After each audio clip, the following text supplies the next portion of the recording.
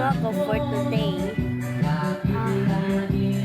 Natutuwa lang ako kasi kasal na ng ate ko bukid. Kaya kung gusto niyo pumunta na kayo dito. August 28, 2025. So naka-ready na pala siya guys. Tingnan nyo. Okay. Ngayon, okay na yung decorate. Gabi kasi dito. Ngayon, okay na yung decorate. Kita kasi na ay.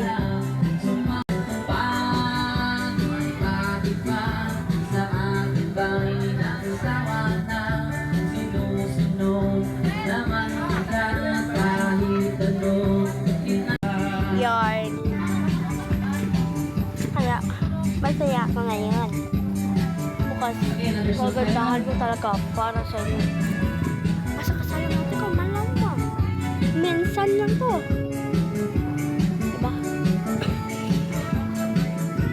Ulit, pakita ko sa'yo ulit. Ulit. Nagandahan na kailangan. Sorry guys.